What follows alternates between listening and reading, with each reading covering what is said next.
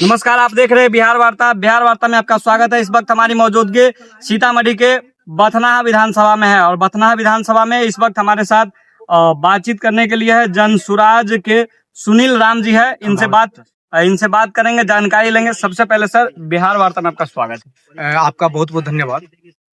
Sir, बहुत सारी पार्टियां हैं बिहार में, जनसुराज ही क्यों? देखिए, सबसे पहले बात कि मैं बथनाहा विधानसभा निर्वाचन क्षेत्र संख्या 24 सह बिहार के तमाम प्यारे भाइयों और बहनों को मेरा नमस्कार, आदाब, प्रणाम। और पूरे बिहार के सभी मीडिया भाइयों को मेरा नमस्कार, आदाब, प्रणाम है।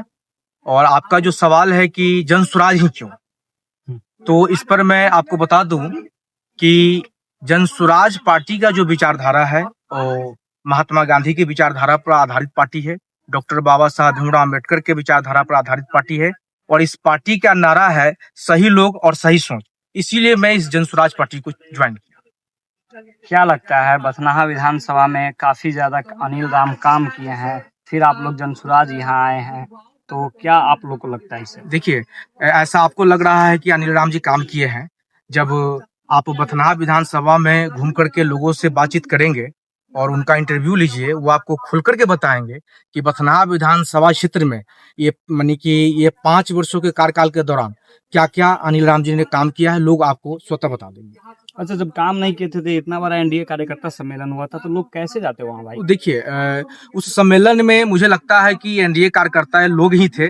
और बथनाहा विधानसभा क्षेत्र की जो जनता है अनिल राम जी से काफी दुखी और निराश से हताश हुई है। आपका राजनीति बैकग्राउंड क्या रहा? देखिए, मैं पूर्व में कभी किसी राजनीतिक पार्टी को कभी ज्वाइन नहीं किया, किसी राजनीतिक पार्टी से नहीं हूँ और नहीं मैं किसी पार्टी का सदस्य रहा हूँ। तो राजनीतिक बैकग्राउंड मेरा अब तक कुछ नहीं है, लेकिन अब से मैं राजनीति में उतरा हूँ और व्यवस्था परिवर्तन मुझे करना है। अच्छा, इन दिनों बथनाहा विधानसभा किन चीज को लेकर के और बथनाहा विधानसभा के लोग बीमार चल रहे हैं? सभा क्षेत्र में कई सारी जो है कि माने कि मुद्दा है जिस पर काम किया जाना जरूरी है। पहला तो है, एक नहर है जो 15-20 वर्ष पूर्व जो है वह चालू थी। वह नहर बकरी पंचायत के मधुबनी गांव से माने कि होकर के बथनाहा होते हुए, बाजपट्टी होते हुए पुपरी दरभंगा में जाकर के विलीन हो रही। उस जब तक वह नहर चालू था तब तक वह नहर जिस भी रूट से गुजर रही है उसके दोनों तरफ के जो किसान लोग हैं जिनका जमीन पड़ता है उससे सिंचाई वगैरह करते थे। दूसरी बात है कि उसमें विचरण करने वाली जो मछलियां हैं उसको लोग जो है कि माने कि पकड़ करके वो अपना जीविकोपार्जन का साधन बनाए हुए थे। तीसरी बात है कि अभी आए दिन देख रहे हैं कि भूमिगत जल का जो है कि जलस्तर गिरता जा रहा है। तो वह नहर के चालू रहने से, जो जब चालू अवस्था में वो नहर थी तब तक आसपास के जो भूमि है उसका जलस्तर बनाए रखती थी, जो अब बंद है। और लोग जो किसान भाई हैं काफी दुखी है और माने कि हताश, निराश, परेशान है। अच्छा, नीतीश कुमार जी का जल नल योजना था, वो योजना आपके जो क्षेत्र है बथनाहा विधानसभा, उसमें काम हुआ या नहीं हुआ धरातल पे? देखिए, अगर आपको लगता है कि काम यदि हुआ रहता तो ये जो जल संकट पैदा हुआ है, आप देखे होंगे बथनाहा विधान सभा का जो बथनाहा प्रखंड है उसमें लोगों ने माने कि बाल्टी, हड़िया, लोटा लेकर के माने कि वहाँ विरोध प्रदर्शन किए थे। उसके बाद मैं आपको बता दूं कि बाजपट्टी में वहाँ लोग सड़क को बांस बल्ला से घेर करके टायर जला करके विरोध प्रदर्शन किए थे। तो आपको नहीं लगता है कि यदि जल नल योजना यदि धरातल पर सही में उसको उतारा गया होता, काम किया होता, तो लोग पानी के लिए या लालायित नहीं होते, हताश से परेशान नहीं होते, निराश नहीं होते और लोग इतना विरोध प्रदर्शन नहीं करते।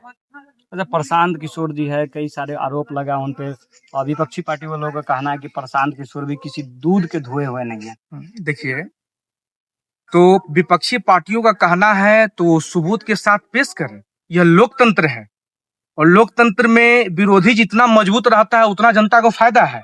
तो सिर्फ कहने से नहीं होता है, अगर कहे हैं तो आप जो है कि उसको प्रूफ कीजिए, फिर दूध का दूध और पानी का पानी मानी कि आपको खुद नजर आ जाएगा।